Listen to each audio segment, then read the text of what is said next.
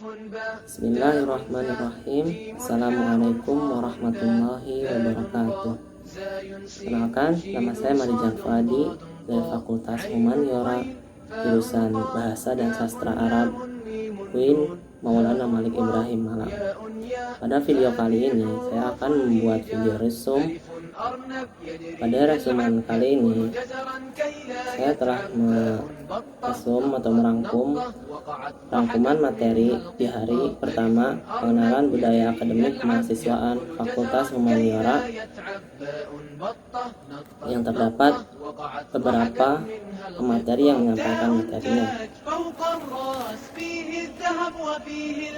Yang pertama, di jam 9.15 hingga jam 9.30 disampaikan oleh Dr. Halimi MPD selaku Wakil Dekan Bidang Akademik yang menyampaikan materinya tentang sistem pendidikan di perguruan tinggi.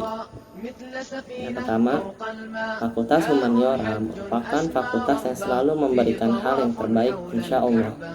Kemudian, dengan mahasiswa yang ada di hadapan saya ini, di hadapan beliau adalah para mahasiswa yang berprestasi, unggul dan luar biasa. Sistem pendidikan yang akan mahasiswa nantinya rasakan, khususnya di Fakultas Humaniora ini adalah yang pertama, SKS, Sistem Kredit Semester. Dinamakan demikian karena sistem pembelajarannya yang dicicil di setiap semesternya dengan total keseluruhan 150 SKS yang dicicil atau dibagi-bagi di setiap semesternya dari semester 1 sampai 7. Kemudian semester 8 mahasiswa difokuskan untuk mengerjakan atau mengurus tugas akhir seperti skripsi dan penelitian serta lain-lainnya. Adapun cara memilih dan menentukan jumlah SKS setiap semesternya ditentukan oleh IPK kita di setiap semesternya. Apabila IPK kita di setiap semesternya tinggi atau melebihi batas rata-rata, kita diperbolehkan untuk mengambil jumlah SKS lebih banyak daripada yang lainnya. Contohnya, apabila yang lainnya mengambil jumlah total tiap semesternya 22 SKS, apabila kita memiliki IPK lebih, maka kita bisa mengambil 23, 24 atau seterusnya.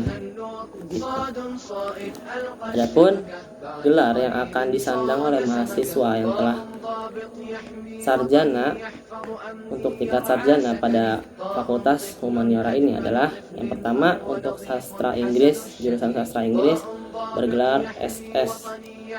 Adapun untuk jurusan Bahasa dan Sastra Arab berupa SHUM atau sarjana humaniora. Materi yang kedua disampaikan oleh Dr. Muassomah MSI MPD selaku Wakil Dekan Bidang AUPK yang bertemakan Sistem Pengelolaan Pembiayaan Perkuliahan. Ibu Dr. Muassomah menjelaskan ada fasilitas-fasilitas yang diunggulkan atau yang bisa digunakan oleh mahasiswa di Fakultas Humaniora. Di antaranya adalah ruang kuliah dengan jumlah yang banyak, serta di setiap ruang kuliah sudah terdapat wifi yang digunakan untuk mengakses tugas, mendownload tugas dari dosen dengan mudah. Dan fasilitas selanjutnya adalah ruang perpus. Ruang perpus di UIN Maulana Malik Ibrahim itu ada ruang perpus utama, itu mencakup sumber untuk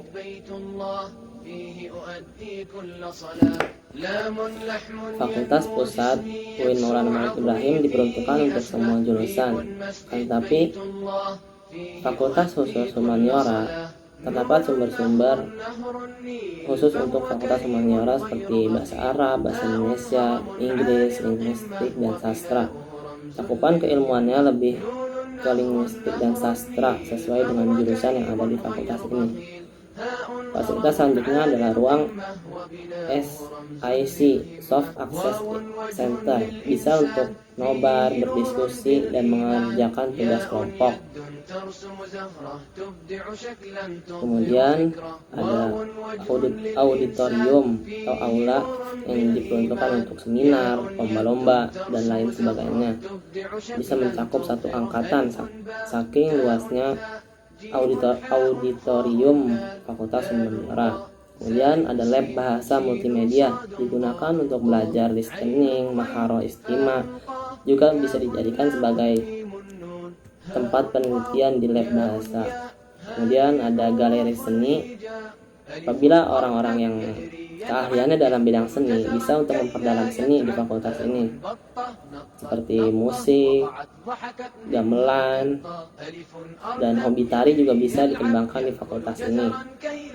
Fasilitas selanjutnya adalah galeri kaligrafi untuk melatih mahasiswa yang punya background atau keahlian di bidang kaligrafi. Serta fasilitas selanjutnya adalah meeting room, yang mana meeting room digunakan untuk ruang rapat, ruang ujian, dan lain-lain. Bisa juga untuk ujian skripsi, juga bisa untuk ujian komprehensif. Selain menyampaikan fasilitas-fasilitas yang terdapat di Fakultas Humaniora, itu Dr. Muaz Somah juga menyampaikan tentang keuangan berupa UKT. UKT adalah uang kuliah tunggal. UKT berbeda dengan SPP yang kita sering dapatkan di sekolah-sekolah seperti SD, SMP, ataupun SMA. Berbeda di perkuliahan, bukan lagi SPP. Apabila SPP, jumlah dan bilangannya sama rata bagi seluruh mahasiswa yang statusnya ekonomi menengah ke atas maupun menengah ke bawah, itu nominalnya sama. Tapi untuk UKT ini memiliki sistem sendiri, sistem pembayaran yang menitik beratkan kesesuaian kemampuan mahasiswanya. Seperti contohnya apabila mahasiswa yang memiliki status ekonomi menengah ke bawah, itu bisa dilengkapi oleh mahasiswa yang memiliki status ekonomi menengah ke atas. Jadi menyesuaikan sesuai keadaan dan kemampuan mahasiswa. Terdapat juga banding UKT. Banding UKT ini dilakukan di setiap semester sebelum dilakukan registrasi ke semester berikutnya. Selain itu juga ada fasilitas beasiswa yang bisa diakses oleh mahasiswa, diantaranya beasiswa berprestasi, terus beasiswa LPDP, kemudian beasiswa Elzawa, lembaga zakat dan wakaf milik UIN Malang, dan beberapa lembaga lainnya yang menyediakan beasiswa bagi mahasiswa di UIN Malang. Materi selanjutnya yang ketiga adalah Dr. Galuh Nur Rohmah MPD MED selaku Dewan Wakil Dekan Bidang Kemahasiswaan dan Kerjasama. Tema yang disampaikan oleh beliau adalah sistem pembinaan mahasiswa dan alumni. Pada awal pemaparan materi, beliau menyampaikan visi dan misi Fakultas Humaniora. Namun mungkin visi dan misi banyak yang telah mengetahui visi dan misi Fakultas Humaniora. Oleh karenanya di sini saya hanya resume hak mahasiswa dan kewajiban mahasiswa. Yang pertama, hak mahasiswa. Hak mahasiswa pertama memperoleh pendidikan, bimbingan dan pengarahan dari dosen dan kampus. Kemudian menggunakan dan mengembangkan kebebasan akademik secara bertanggung jawab. Kemudian memperoleh pelayanan di bidang akademik, administrasi, dan kemahasiswaan. Kemudian memperoleh penghargaan atas prestasi yang dicapainya. Kemudian menyampaikan aspirasi secara santun, profesional, dan bertanggung jawab. Kemudian memanfaatkan sarana dan prasarana. Adapun sebelum hak terpenuhi, mahasiswa diwajibkan untuk menjalankan atau melaksanakan kewajibannya. Di antaranya, pertama, memenuhi kewajiban finansial sesuai ketentuan. Kemudian, mendukung terwujudnya bilingual university dan World Class University. Kemudian menjunjung tinggi dan mengamalkan ajaran agama Islam. Kemudian menjaga pergaulan dengan lawan jenis berdasarkan norma agama. Kemudian meningkatkan kemandirian dan profesionalitas. Kemudian menjaga kewibawaan dan nama baik alma mater. Kemudian menghormati sesama mahasiswa, yang mana mahasiswa UIN Malang ini tercatat berasal dari berbagai daerah di Nusantara ini, dari Sabang sampai Merauke ada. Kemudian menghormati para dosen dan seluruh pengajar serta staf-staf yang ada di materi. Selanjutnya yang keempat, di jam 10 sampai jam 10.15 menit disampaikan oleh M. Asnan Fanani, SEMM, selaku staf bagian administrasi akademik dan kemahasiswaan, yang menyampaikan tentang sistem administrasi umum di perguruan tinggi yang terbagi menjadi tiga layanan administrasi Fakultas Humanora.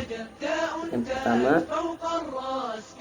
layanan administrasi akademik, seperti layanan ujian proposal skripsi, layanan ujian skripsi, layanan ujian komprehensif, layanan distribusi KHS, layanan praktik kerja lapangan, layanan kegiatan yudisium, dan layanan bebas tanggungan. Kemudian layanan administrasi umum, pertama layanan surat keterangan mahasiswa, dua layanan legalisir, yang ketiga layanan peminjaman uang dan peralatan, ketiga layanan administrasi keuangan, layanan dukungan dan kegiatan komik.